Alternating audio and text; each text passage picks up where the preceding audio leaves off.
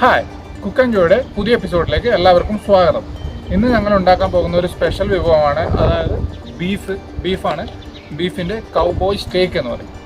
ഇതാണ് കൗബോയ് സ്റ്റേക്ക്. നിങ്ങൾ എത്ര പേര് ഇത് പരിചിതമുണ്ടെന്ന് അറിയില്ല.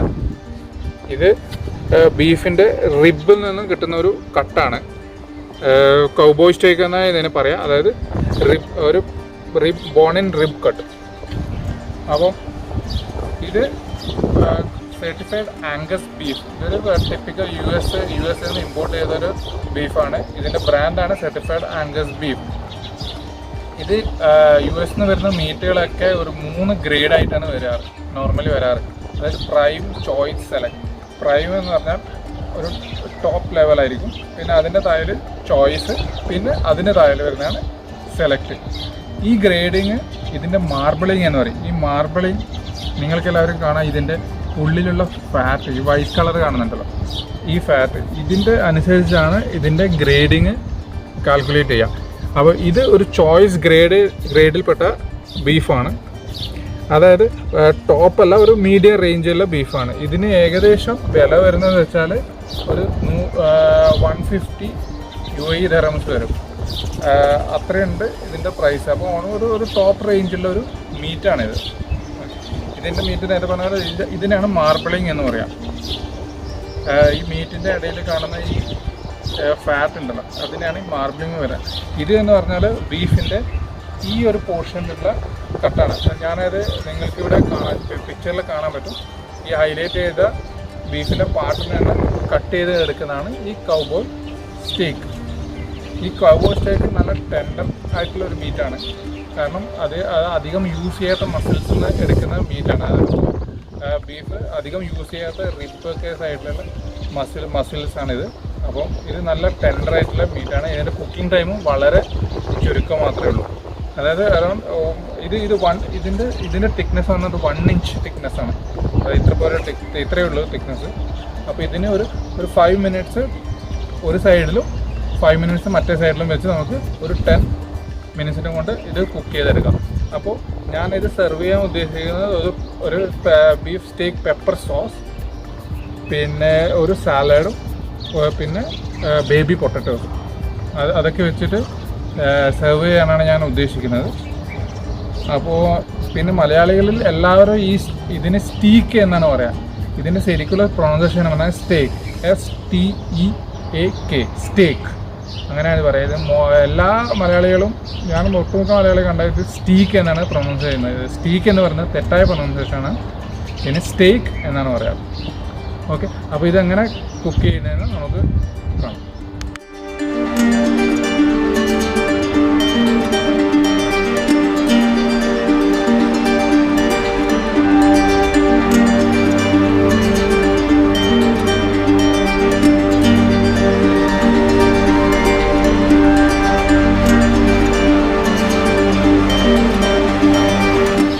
ബീഫ് സ്റ്റേക്ക് കുക്കിംഗ് ടെമ്പറേച്ചറിനനുസരിച്ച് ഒരു 4 ആയിട്ടാണ് നോർമലി സെർവ് ചെയ്യാറ്. അതായത് റെയർ ടു മീഡിയം, വെൽഡൺ, അങ്ങനെ 4 ടൈപ്പിലാണ് നമ്മൾ കുക്കിംഗ് ടെമ്പറേച്ചർ വെച്ചിട്ട് സെർവ് ചെയ്യാറ്. ഇതിന് റെയർ എന്ന് പറഞ്ഞാൽ ഓൾമോസ്റ്റ് ഒരു റെഡിഷ് കളറായിരിക്കും കുക്ക് ചെയ്ത് കഴിഞ്ഞാൽ ആ മീറ്റിൻ്റെ. അതായത് ഫുള്ളി ജ്യൂസ്നെസ്സായി ബ്ലഡിൻ്റെ ഇതൊക്കെയുള്ള, നോർമലി ഇന്ത്യൻസ് ഒന്നും അത് അങ്ങനെ കഴിക്കാറില്ല. പിന്നെ വരുന്നത് റെയർ ടു മീഡിയം എന്നിട്ട് അതിനെക്കാട്ടും കുറച്ചും കൂടി കുക്കിംഗ് ടെമ്പറേച്ചർ കൂടിയത്. പിന്നെ മീഡിയം, പിന്നെ വരുന്നത് വെരി വെൽഡൺ നോർമലി ബീഫിന് പ്രിഫറബിൾ അല്ല. കാരണം ആ വെൽഡൺ ചെയ്ത് കഴിഞ്ഞാൽ അത് വളരെ, അതിൻ്റെ ടെക്സ്ചറൊക്കെ ഭയങ്കര ഹാർഡായി പോകും. അപ്പം അതൊരു ജ്യൂസ്നെസ് ഒന്നും ഉണ്ടാവില്ല, ഭയങ്കര ഹാർഡായി പോകും. അപ്പോൾ അതൊരു പ്രിഫറബിളി ഒരു സ്റ്റേക്കിൽ നല്ലൊരു സെർവിങ് ടെമ്പറേച്ചർ അല്ല, മീൻസ് യൂസ് ചെയ്യുന്നതിന്.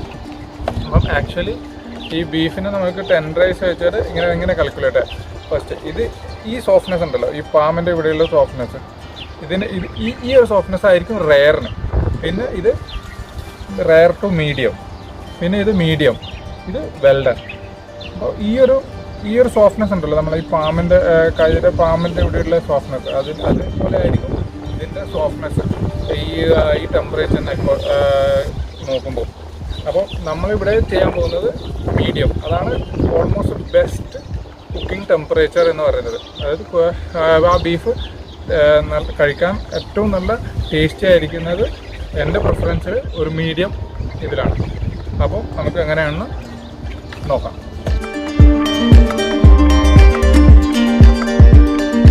കൗബോയ് സ്റ്റിക്ക് നമുക്ക് അൺബോക്സ് ചെയ്യാം. ഇത് കണ്ടോ, നല്ല വാക്വം പാക്കായി മറ്റേ സ്റ്റെറിലൈസ് ചെയ്തതാണ്. വലിയൊരു വാക്വം പാക്കാണ് ഇത്. നമുക്ക് നമ്മുടെ പ്ലേറ്റിലേക്ക് മാറ്റാം. സൂപ്പർ മീറ്റാണ് ഇത്. വാഷ് ചെയ്യേണ്ട ആവശ്യമൊന്നുമില്ല. ഇത് ഓൾറെഡി സ്റ്റെറിലൈസ് ചെയ്ത മീറ്റാണ്.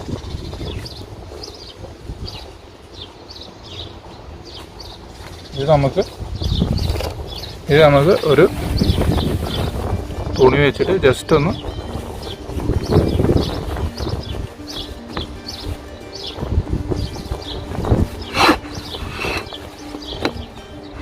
തുണിയെടുത്ത് ജസ്റ്റ് ഒന്ന് നമുക്ക് ഒന്ന് ഡ്രൈ ചെയ്തെടുക്കാം. ഇത്ര ഇത് ചെയ്യേണ്ട ആവശ്യമുള്ളൂ. പിന്നെ ഇതിലേക്ക് നമുക്ക് ജസ്റ്റ് പെപ്പർ പൗഡർ സ്പ്രിങ്കിൾ ചെയ്ത് കൊടുക്കാം. ഇതിൽ അധികം മസാലകളോ ഒന്നും ചേർക്കേണ്ട ആവശ്യമില്ല. ജസ്റ്റ് പെപ്പറും സോൾട്ടും മാത്രം ആഡ് ചെയ്താൽ മതി.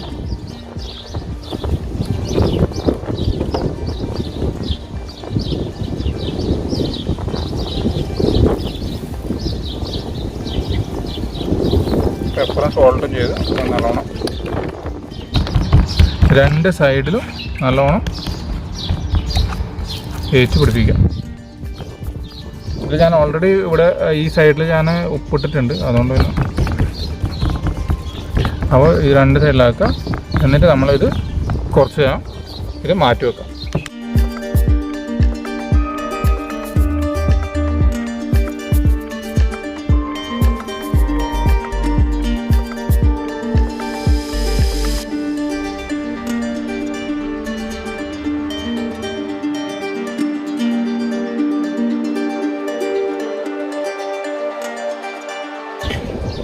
പാൻ ഗ്യാസിൽ ചൂടാക്കി വെക്കാൻ ശേഷം ഈ വെളുത്തുള്ളി എടുത്തിട്ട് പാനിൻ്റെ മുകളിലേക്ക് ഇങ്ങനെ വെക്കുക. ഇതൊന്ന് കാരമലൈസ് ആയി വരാൻ വേണ്ടിയിട്ടാണ് ഇങ്ങനെ ചെയ്യുന്നത്. അപ്പോൾ നമുക്ക് ഈ വെളുത്തുള്ളീൻ്റെ ഫ്ലേവറൊക്കെ ഇങ്ങനെ പാനിലേക്ക് കൊടുക്കാം. ഈ വെളുത്തുള്ളി ഇങ്ങനെ ഒന്ന് കാരമലൈസ് ആയി വരുന്നവരെ നമുക്ക് വെയിറ്റ് ചെയ്യാം. പാൻ നല്ലോണം ചൂടാവട്ടെ.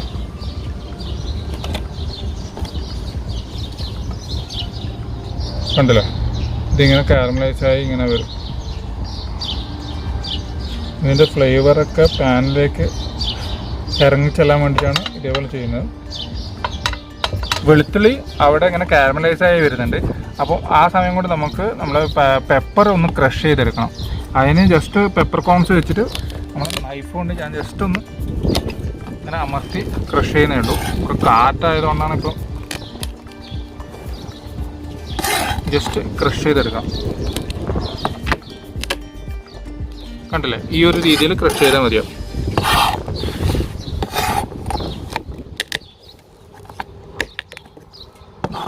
ഈ ഒരു രീതിയിൽ നമുക്ക് ഇതിനെ ക്രഷ് ചെയ്ത് ഇവിടെ വെക്കാം.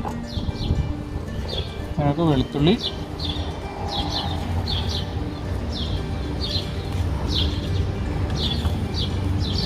കണ്ടോ, നല്ല കാരമലൈസായി വരുന്നുണ്ട്. അപ്പോൾ നമുക്കതിലേക്ക് റോസ്മേരിയും കൂടി ആഡ് ചെയ്ത് കൊടുക്കാം. ഇതൊരു റോസ്മേരി, ഒരു 2 റോസ്മേരിയും കൂടി ഇതിലേക്ക് ആഡ് ചെയ്ത് വെക്കാം. ഇതൊരു ഹേർബാണ്, നല്ല സ്മെല്ല്.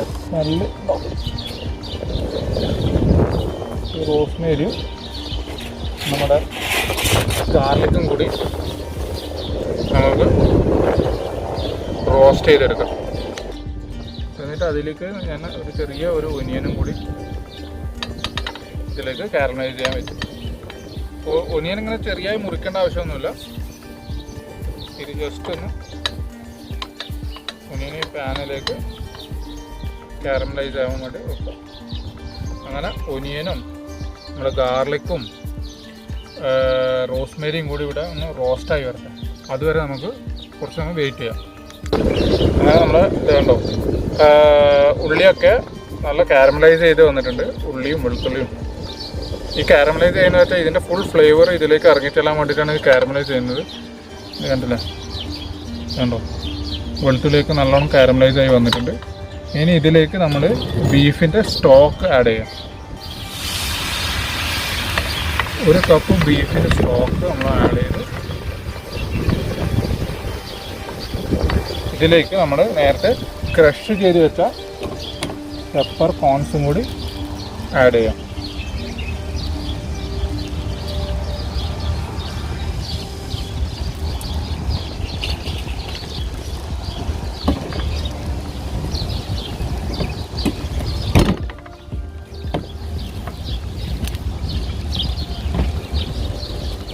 കുറച്ച് പെപ്പർ പൗഡറും കൂടി സ്പൈസിനെസ്സിന് വേണ്ടി. പിന്നെ കുറച്ച് സോൾട്ട്.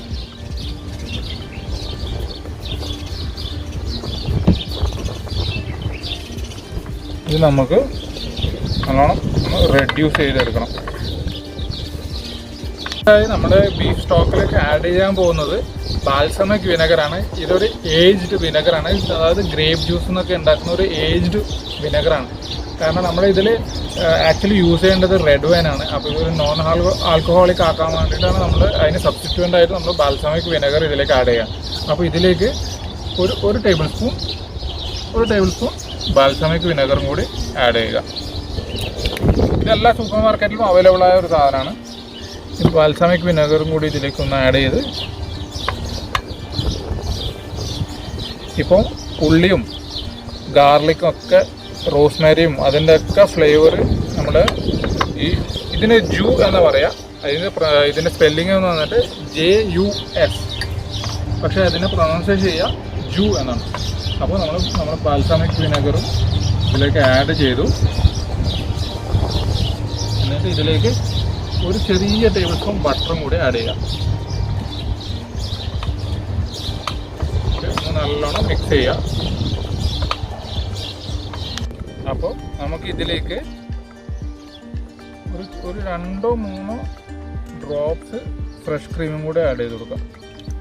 ഇത് നല്ലോണം ഒന്ന് മിക്സ് ചെയ്യാം. ബീഫ് ജ്യൂ ഇവിടെ റെഡി ആയിട്ടുണ്ട്. ഇനി അത് നമുക്കൊന്ന് വേറൊരു ബോളിലേക്ക് ഇതൊന്ന് സ്ട്രെയിൻ ചെയ്തെടുക്കാം. കാരണം നമുക്കതിൻ്റെ സോസ് മാത്രമേ ആവശ്യമുള്ളൂ. അത് നമ്മൾ സ്ട്രെയിൻ ചെയ്തെടുക്കും.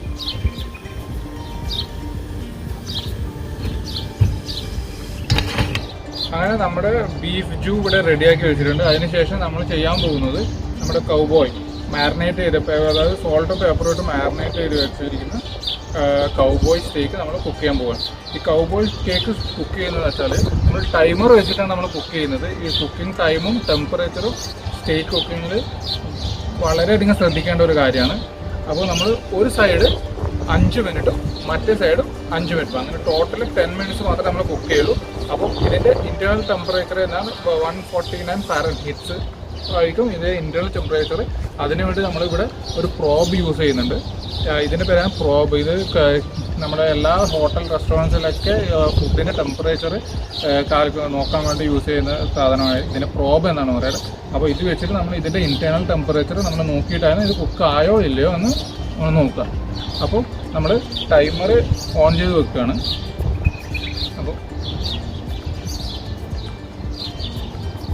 അപ്പോൾ നമ്മുടെ ബീഫ് നമ്മുടെ ചൂടായ പാനിലേക്ക് ഇടുകയാണ്. നമ്മളിവിടെ മൊബൈലിൽ ടൈമർ സെറ്റ് ചെയ്തിട്ടുണ്ട്. നിങ്ങൾ കാണാം, ഞാനിവിടെ ടൈമർ സെറ്റ് ചെയ്തിട്ടാണ് ഈ ബീഫ് ഇവിടെ ഇടുന്നത്.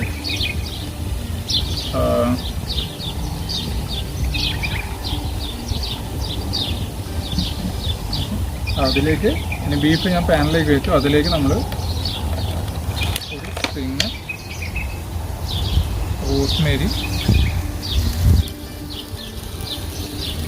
റോസ്മേരി ആഡ് ചെയ്തു. അതേപോലെ തന്നെ മുഴുവനായി വെച്ച ഗാർലിക്കും കൂടെ ആഡ് ചെയ്തു. 1 ടേബിൾ സ്പൂൺ ബട്ടർ അതിലേക്ക് ഞാൻ ആഡ് ചെയ്തിട്ടുണ്ട്.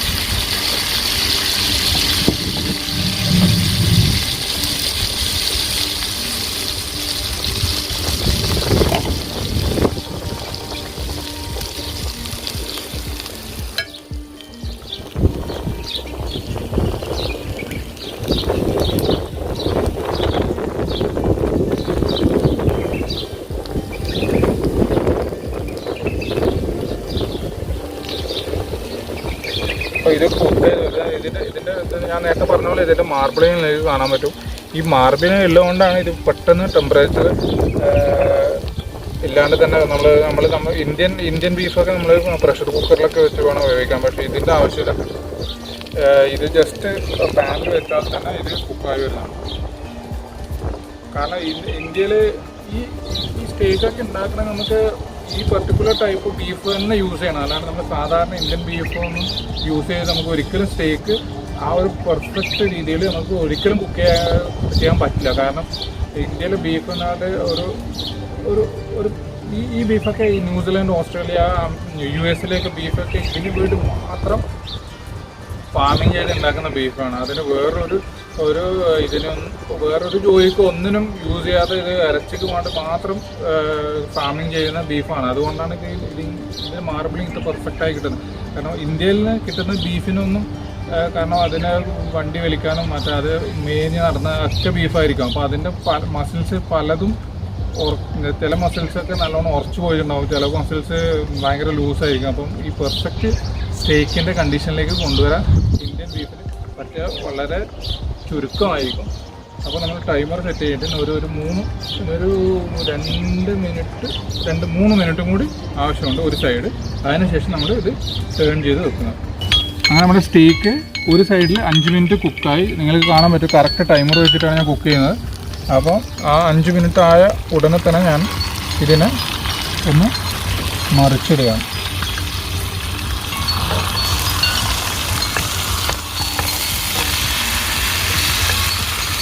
കണ്ടില്ലേ, അതിൻ്റെ ഒരു സൈഡ് നല്ല കുക്കായി വന്നു. ഇത് ഓൾമോസ്റ്റ് ഒരു സൈഡ് കുക്കായി വന്നു.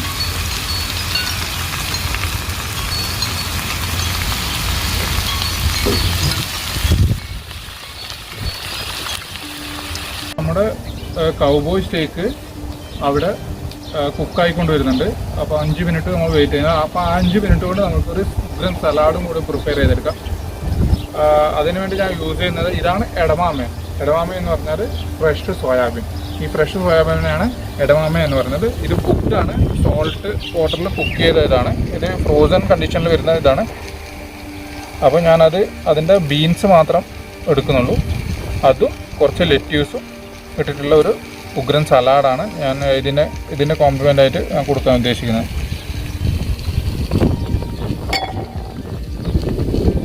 ഞാൻ പീൽ ചെയ്തിട്ട് അതിൻ്റെ സീഡ് മാത്രം എടുത്തിട്ടുണ്ട്. ഇതാണ് ആക്ച്വലി സോയാബീൻ എന്ന് പറയുന്ന സാധനം. ഇതിൻ്റെ മിൽക്ക് എടുത്തിട്ടുള്ള ചങ്കാണ് നമ്മൾ അധികം എല്ലാവരും യൂസ് ചെയ്യാറ്. അത് ഞാൻ ഫ്രഷ് സോയാബീൻ ഞാൻ അതിൽ പീൽ ചെയ്തിട്ട് ഇട്ടിട്ടുണ്ട്. പിന്നെ കുറച്ച് ലെറ്റ്യൂസ്, ഇത് മിക്സ് ലെറ്റ്യൂസാണ്. പിന്നെ അതിലേക്ക്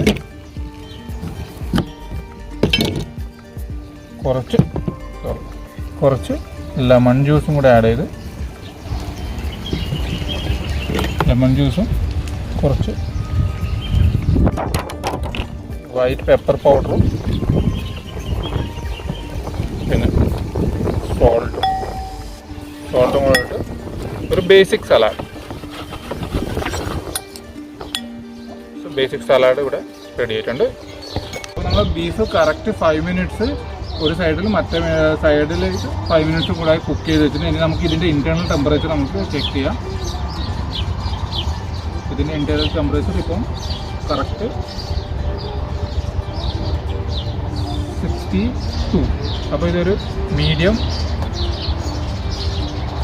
62 ആയിട്ടുണ്ട്. അപ്പോൾ ഇതൊരു മീഡിയം സ്റ്റേക്ക് ആയിട്ടുണ്ട്. ഇനി നമുക്കിത് മാറ്റി വെക്കാം. ഇത് നമുക്കൊന്ന് മാറ്റി ഒരു പ്ലേറ്റിലേക്ക് വെച്ച് നമുക്ക്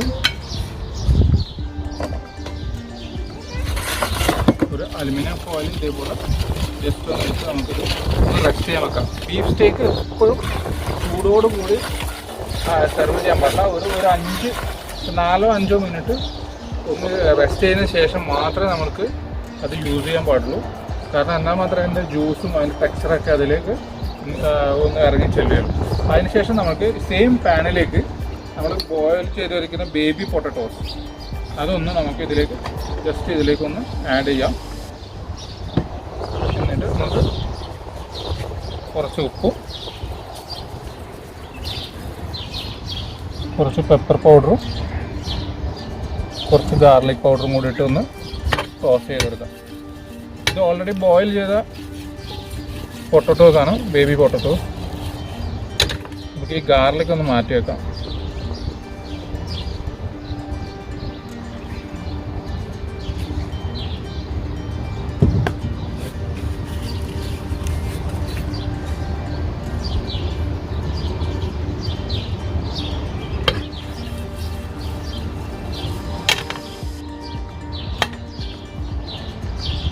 അപ്പോൾ നമുക്ക് പ്ലേറ്റിങ്ങിലേക്ക് കടക്കാം.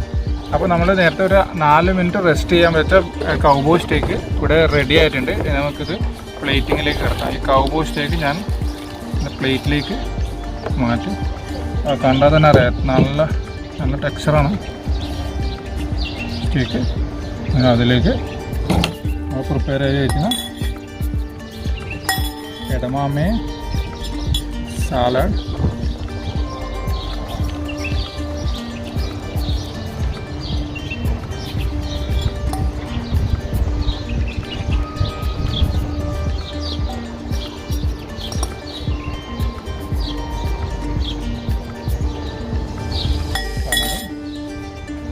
roasted garlic,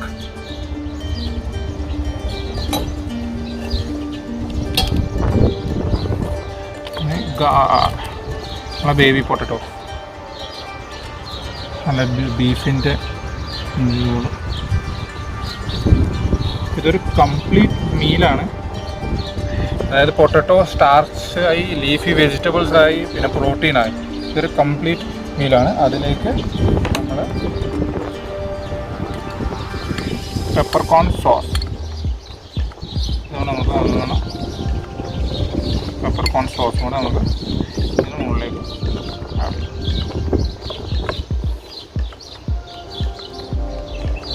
okay. അപ്പോൾ നമ്മൾ കൗബോയ് സ്റ്റേക്ക് ഇവിടെ റെഡി ആയിട്ടുണ്ട്.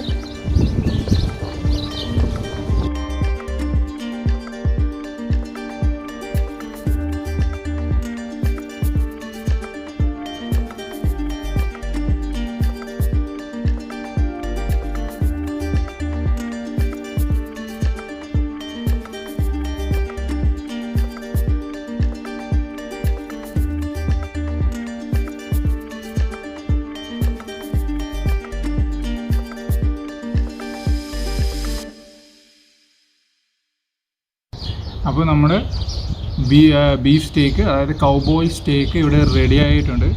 ഇത് നോക്കാം, നമുക്ക് കട്ട് ചെയ്ത് നോക്കാം. ഇതുണ്ടോ, വളരെ സോഫ്റ്റ് ടെൻഡർ മീറ്റാണ്. അപ്പോൾ നിങ്ങൾ കാണാം, ഇത് കണ്ടോ, ഇതിൻ്റെ ഒരു റെഡിഷ് ഉണ്ടോ. ഈ മീഡിയം എന്ന് പറഞ്ഞത് ഈ ഒരു റെഡിഷ് പാർട്ട് ഇതിലുണ്ടാവും മീഡിയത്തിൽ. റെയർ പറയുമ്പോൾ ഇത് കുറച്ചും കൂടി റെഡിഷ് ആയിരിക്കും. പിന്നെ വെൽഡൻ എന്ന് പറയുമ്പോൾ ഇത് ഓൾമോസ്റ്റ് ഒരു ഡാർക്ക് കളറായിട്ട് വന്നിട്ടുണ്ടാവും. ഇതിപ്പോൾ ഒരു മീഡിയം ഇതാണ്. അപ്പോൾ നമുക്കിതൊന്ന് ടേസ്റ്റ് ചെയ്ത് നോക്കാം. ടേസ്റ്റ് ചെയ്ത് പോകും.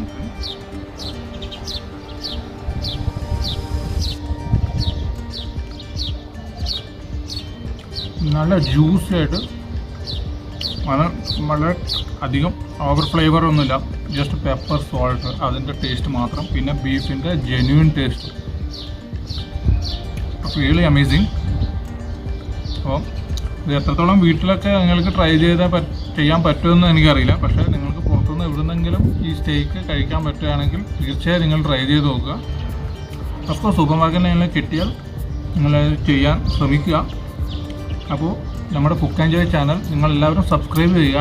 നിങ്ങൾക്ക് ഇതേപോലുള്ള വ്യത്യസ്തമായ വീഡിയോകൾ ഇനിയും പ്രതീക്ഷിക്കാം.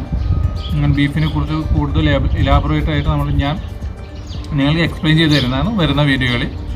അപ്പം അത്രയും പറഞ്ഞുകൊണ്ട് ഇന്നത്തേക്ക് വിട വാങ്ങുന്നു. Good bye. നമ്മുടെ കുക്ക് ആൻഡ് ജോയ് ചാനൽ എല്ലാവരും സബ്സ്ക്രൈബ് ചെയ്യുക, ലൈക്ക് ചെയ്യുക, കമൻറ്റ് ചെയ്യുക, ഇഷ്ടപ്പെടുകയാണെങ്കിൽ മറ്റുള്ളവർക്ക് ഷെയർ ചെയ്ത് കൊടുക്കുക. അത്രയും പറഞ്ഞുകൊണ്ട് ഇന്നത്തേക്ക് വിട വാങ്ങുന്നു. Good bye.